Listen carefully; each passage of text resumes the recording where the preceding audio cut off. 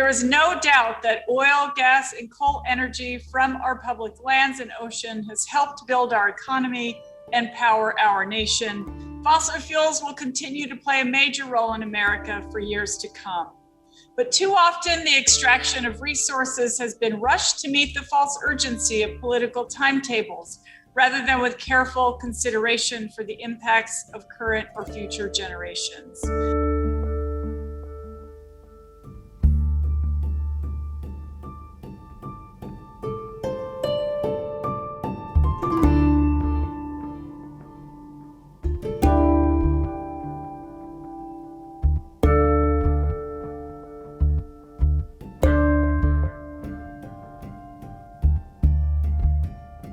During the past 4 years, the Trump administration offered vast swaths of our public lands and waters for drilling, prioritizing fossil fuel development above all other uses on public lands and waters. The potential impacts to people, water, wildlife, and climate were deliberately ignored, something the courts continue to address. While some corporations profited, taxpayers were shortchanged, and some Americans' voices were not heard.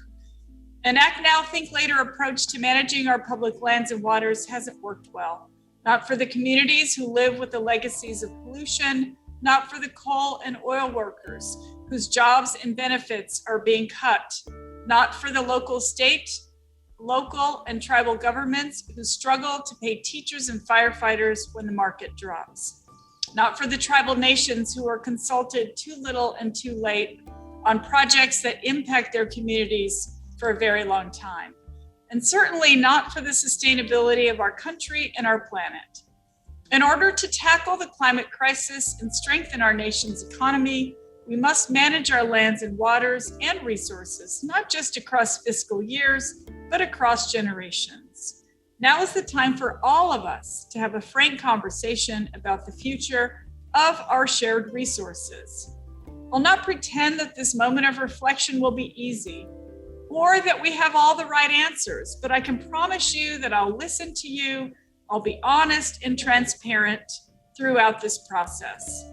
The pause in new oil and gas lease sales gives us space to look at the federal fossil fuel programs that haven't been meaningfully examined or modernized in decades. I want to be clear that the pause on new oil and gas lease sales does not impact permitting and development on valid existing leases.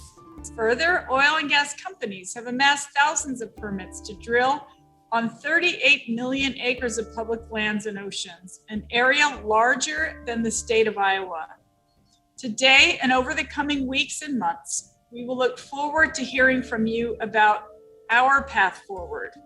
We're exploring ideas that leaders from both parties have brought forward to rethink how we manage energy and minerals on our public lands. We'll also continue to meet with governors on both sides of the aisle, hearing from Congress and engaging in consultation with tribal nations. President Biden's agenda demonstrates that America's public lands and oceans can and should be engines for local economies. We recognize that energy companies are innovating to tackle climate change and stay globally competitive. We know how to create more good-paying union jobs through clean energy production. We can put people to work, restoring our lands and waters through a civilian climate corps.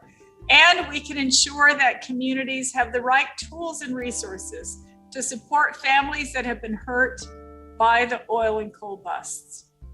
My ancestors made subtle but constant changes, century after century, to how they farmed and cared for the land, because they knew it was their obligation to leave a sustainable planet to me and to all of us.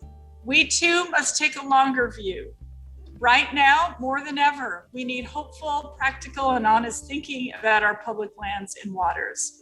I look forward to working with you, including federal, state, local, and tribal leaders, to bring a measure of common purpose to how we manage America's public lands and waters and the oil, gas, and minerals they hold for all Americans.